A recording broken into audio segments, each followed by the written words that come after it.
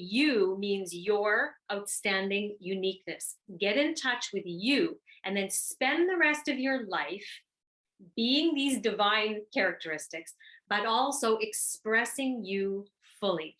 And I promise you, a life of happiness and abundance will come from that. It's the Health in the Real World podcast. It's time to start the show with Chris Janke as your host. Here to give you everything that you need when it comes to fitness strategies. We keep it simple and easy. It's your roadmap to get healthy. You don't need equipment and you don't need a gym. Just the right strategies to get you fit and trim. Hello and welcome to Health in the Real World. I'm Chris Janke and I'm joined today with Erin Kurt. Erin is an internationally renowned spiritual teacher and feminine confidence coach. Erin, how are you doing today? Thank you so much for joining me. I'm great, thank you. Fill in some of the biography as far as who you are, who you help, maybe even how you got into it. I am a spiritual teacher and I focus mainly on helping women really embody and understand, first of all, what their feminine energies even are, because we have not been taught that. And then help them embody that so that they can have an innate sense of confidence. And that allows them to be able to live what I call the elegant life, because you're able to use all your feminine energies and have an awareness of how this universe works and your connectedness to it, to allow things to just flow naturally, to manifest naturally. So that's what I help women do. What do you think it is about feminine energy, or I should say this, you mentioned that women are not taught that feminine energy and how to really connect with who you really are. Where are we now? What are women taught instead? And then, so I'm going to start there, and then I want to talk about how you're bridging the gap. So where are we now with most people, or most women, I should say? What are you learning? Okay, one of the biggest things is that we don't even really know anything. We have fit ourselves into a box that is mainly masculine. So we put ourselves in the real world and we try to be like males. Like, masculine energy is single point focused, consistent, love achieving, very structured. And that is great for the male, but you put a female in that way, and what do we have now? We have an epidemic of women who have Hashimoto's, thyroid disorders, burnout, adrenal fatigue. It's because we're trying to put ourselves into the box that works for men, but not us. So then I go into, okay, what's happening to women? Why don't we know this? We've had these things in us since we were born. Yet our environment that we've grown up in, whether that be our country, our family, our culture, our religion, all of those have told us what's the way to be, what's not the way to be, how much you can express, how much you have to, what's shameful, what's not. And that just completely dictates. I've lived around the world. I've lived in Dubai. I've lived in Brazil.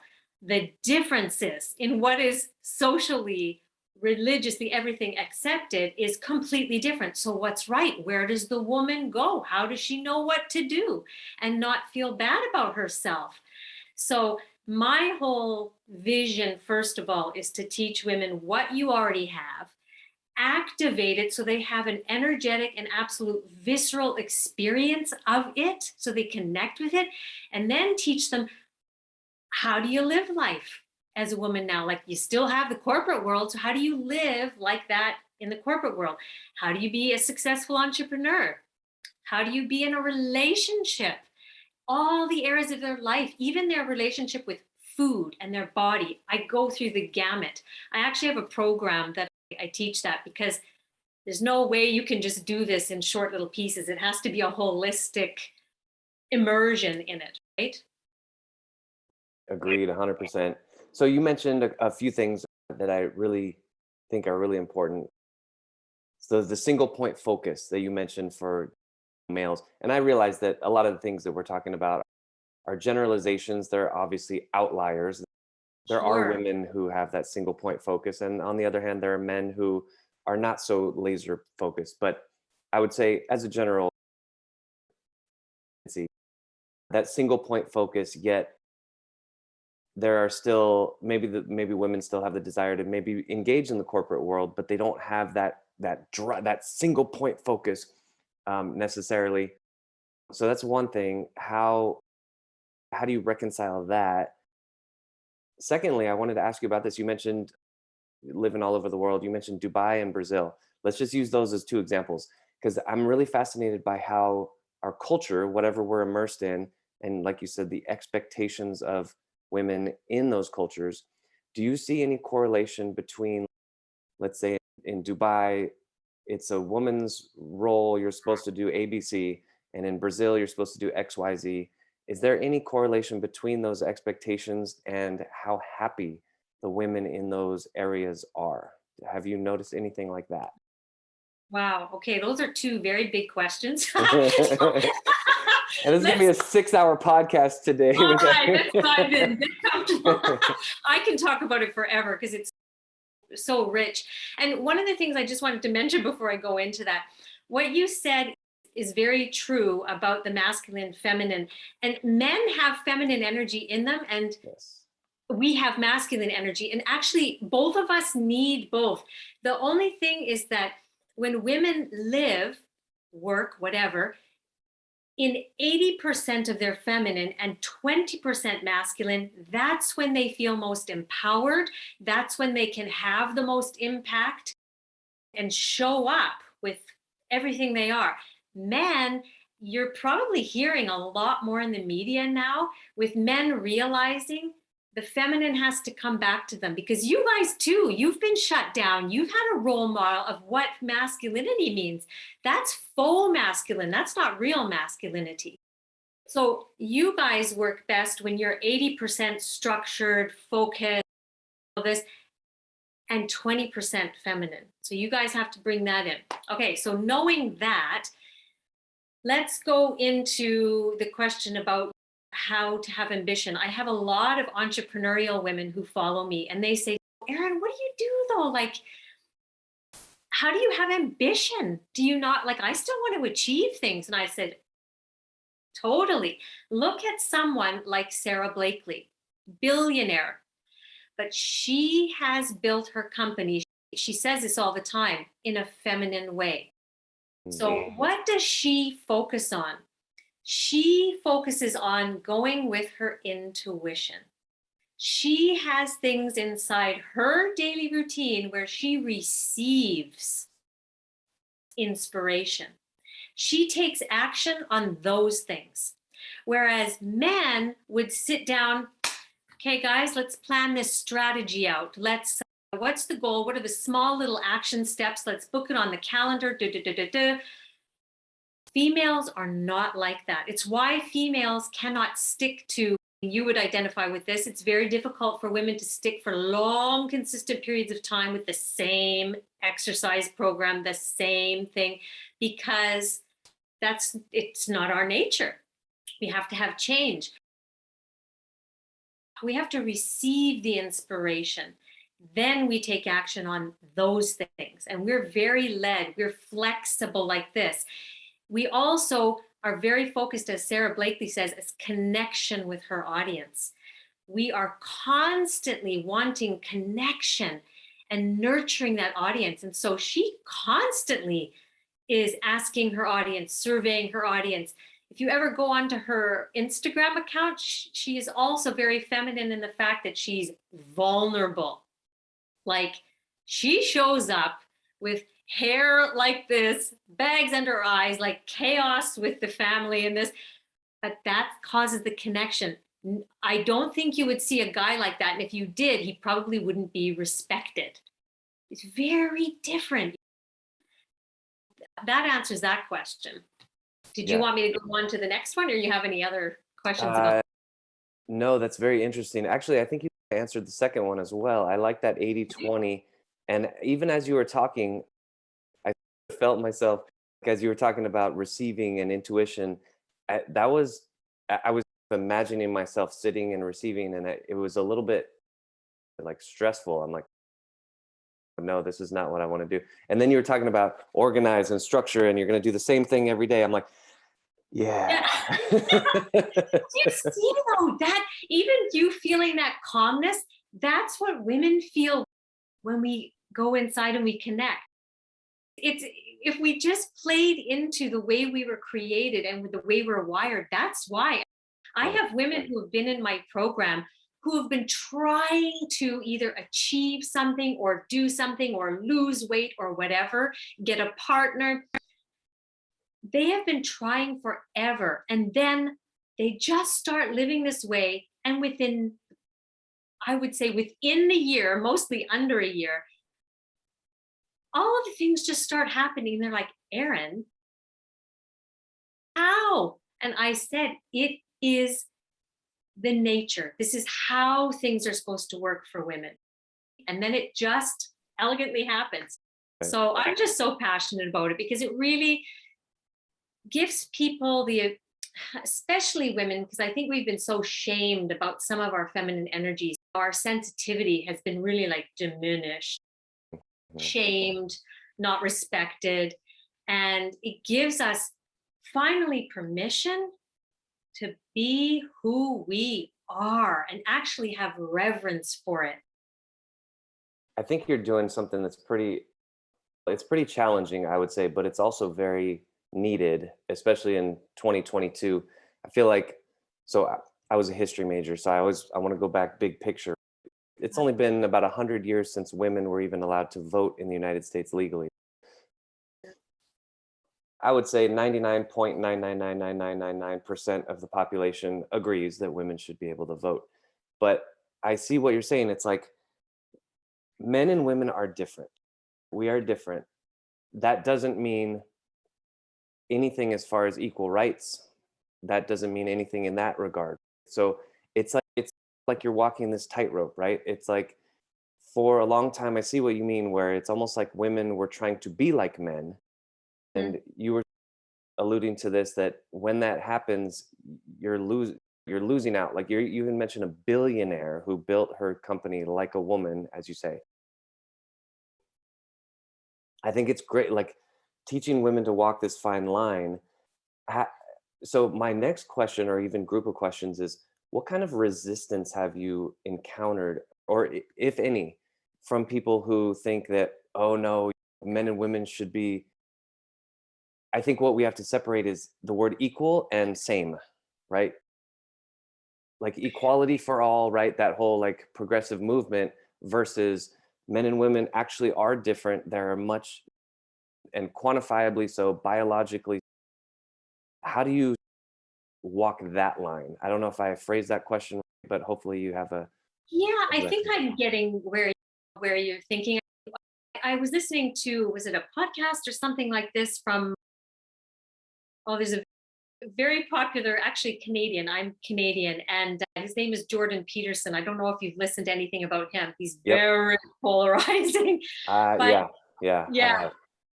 But he was saying that men and women definitely should have equal rights. But are they the same? No. And that's what I completely am saying. Can we have billion-dollar companies? Absolutely. Can we be CEOs? Absolutely.